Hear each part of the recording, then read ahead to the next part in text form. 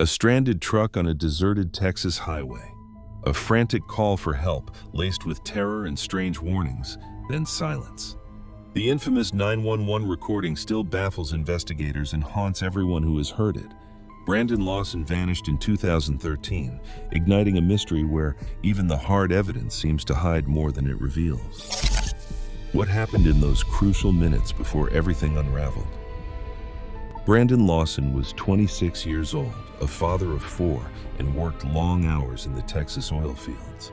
He shared a home in San Angelo with his longtime partner, Lawson, who was raising their 3 children alongside Brandon's eldest daughter from a previous relationship. On the night of August 8, 2013, tension simmered inside the Lawson household. Brandon had not come home the previous night, and Ledessa was convinced he had started using meth again after months of staying clean. Their argument grew heated, and the air in the house turned heavy. Just before midnight, Brandon picked up his phone and called his father in Crowley, 3 hours away, telling him he planned to drive over. The call ended quietly, but the decision was made. At 11:54 p.m., Brandon left the house, the front door closing behind him. He did not say much as he walked out. He just grabbed his keys and left, frustration and stress written across his face. The house fell silent, but the tension lingered. Brandon's departure was not a panicked escape, but a familiar move to cool off after an argument, with a clear destination in mind. Behind him, Ledessa stayed up, worried and angry while their children slept. Out on the dark road, Brandon's truck rolled east, headlights cutting through the quiet Texas night. He was alone with his thoughts, carrying the weight of family work and the fresh wounds of a fight that had not truly ended. Just after midnight, Brandon's truck coasted to a stop on a lonely stretch of Highway 277, the engine sputtering out of gas miles from the nearest town. The road was empty, nothing but darkness and the distant hum of insects. At 12:30 a.m., Brandon reached for his phone and called his younger brother, Kyle. The words tumbled out fast. He needed help. He had run out of fuel. But it was not just a simple breakdown. Brandon's voice shook as he told Kyle that 3 guys were chasing him out of town. Kyle, half awake and confused, pushed back, asking if Brandon was imagining things or if something else was going on. Brandon insisted it was real, and he named the Mexicans in the neighborhood as the ones after him. Kyle's mind raced, wondering if this was paranoia or if his brother was caught in something dangerous. Highway 277 at that hour offered no comfort.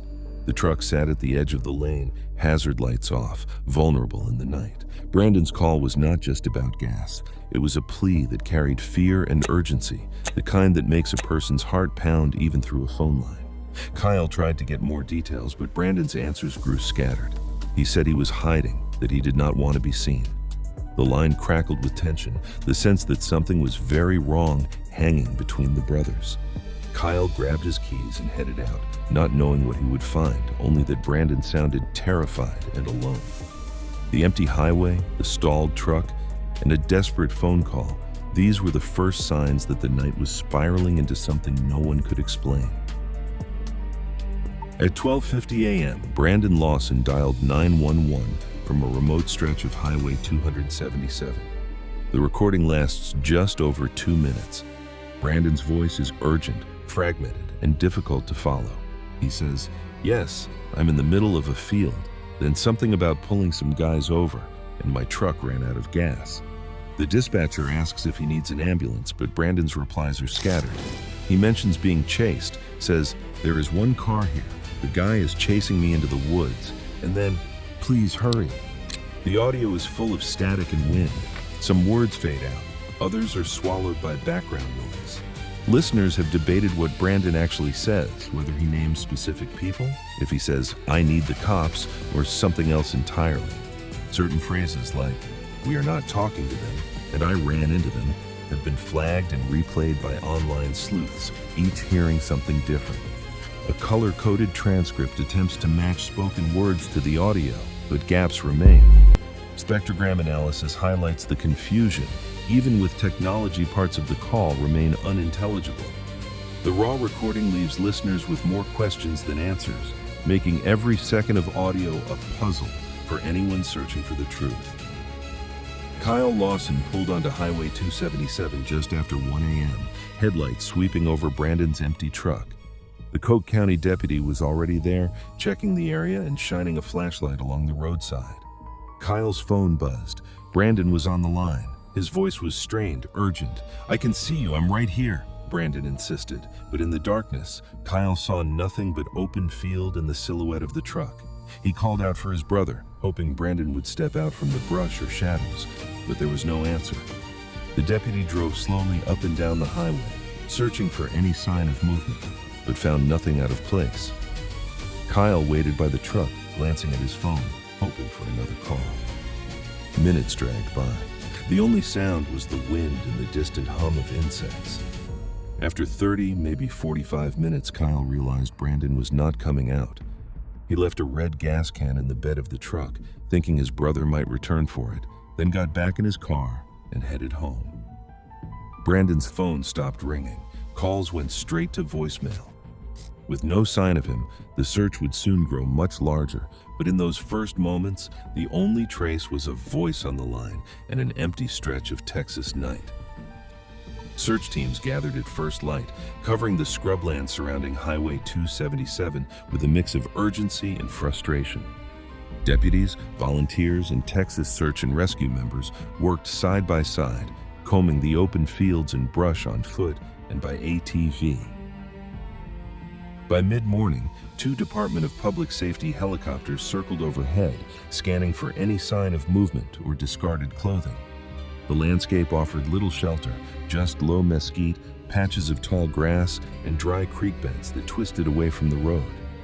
In theory, a person should have been easy to spot, but the reality was different. The terrain, flat and seemingly barren, hid dips and shallow ravines that broke up sight lines. Even with 6 cadaver dogs brought in to sweep the area, there was nothing, no scent trail, no footprints, no dropped belongings. Searchers marked grid after grid, but each sweep ended with the same result: empty fields and unanswered questions. Over 2,500 acres were covered in those first days, with every resource available brought to bear. Despite the scale of the operation and the clear morning light, Brandon Lawson left no trace behind. The searchers returned, dust on their boots, unable to explain how someone could simply disappear in open country. 9 years after Brandon Lawson vanished, a volunteer search party returned to the scrubland near Highway 277. On February 4, 2022, they found clothing identified as Brandon's, scattered in the brush, less than half a mile from where his truck had stalled. Texas Rangers joined the effort, and soon after, human remains were recovered from the same area. By December 2024, DNA analysis confirmed what the family had feared and suspected for nearly a decade. The remains belonged to Brandon Lawson. The confirmation brought a measure of closure to his loved ones, but the circumstances of his death stayed unresolved.